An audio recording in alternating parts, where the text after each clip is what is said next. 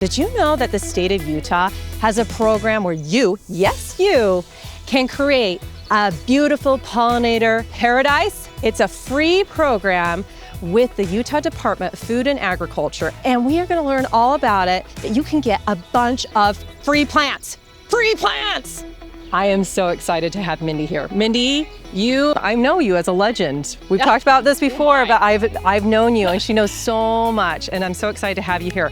But let's get into it. Tell me, what exactly is the Pollinator Habitat Program? It is a program started by the Utah Department of Agriculture and Food to boost pollinator habitat and pollinator numbers, as well as diversity, because our pollinators are in some pretty serious decline. And we also really wanted to concentrate on native plants and native pollinators. There's like at least 1,000 other native bees here in Utah that we're also concerned about, in addition to, of course, the monarch butterflies that are in decline, as well as so many of our other pollinators that really need our help in creating their habitat, some food, some shelter for them. So that's what this program is all about. So how is one able to be a part of the pollinator program? We put an application up for anyone on the UDAF website starting in March 1st to April 15th. Okay, put that on your calendar. There you go.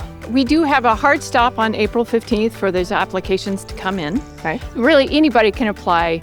Homeowners, businesses, we have nonprofits applying. We have some involvement from some of the state agencies trying to revegetate around the Great Salt Lake and Utah Lake. So there's a lot going on. Wow, this makes me so excited. I got goosebumps, like truly. We're hoping to touch as many people as we can. I am out watering hundreds of pollinator plants that we were awarded as part of Utah Pollinator Habitat Program. We generally let people know the first week in June whether they were accepted or not. And so far have won a big award. A major award? Like a great, congratulations.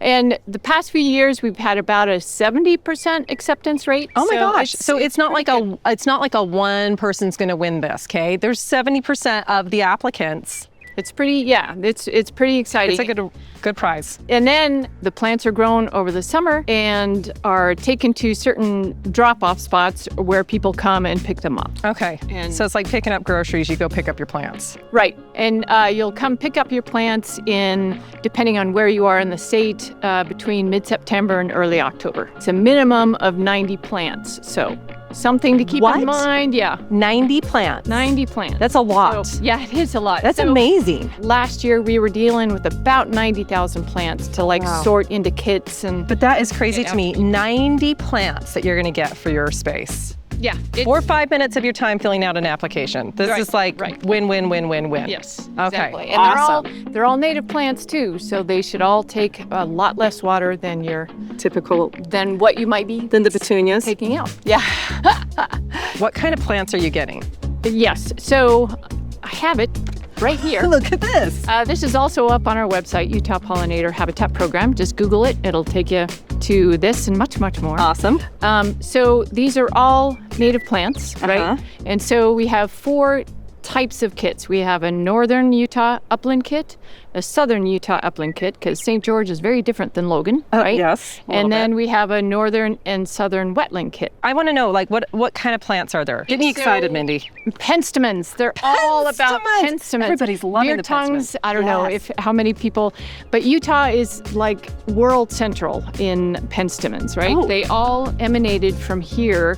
So we have, about 80 species of penstemon in Utah, and a lot of them are garden friendly, or certainly pollinator habitat friendly. So we have so cool. Firecracker penstemon, Rocky Mountain penstemon, Palmer's penstemon, Dusty penstemon. We're working on colors of the rainbow. That's so great. There's globe mallow. Oh, yes. Really beautiful orange ones that get the little globe mallow leaves in them. We have showy goldeneye, which is a great summer bloomer. The main thing is that we chose plants to make sure that people had blooms. That's what I was going to say. The entire, when I looked at the list, I'm like, they were thinking on this, okay? This is not just like haphazard, going to throw some plants in there.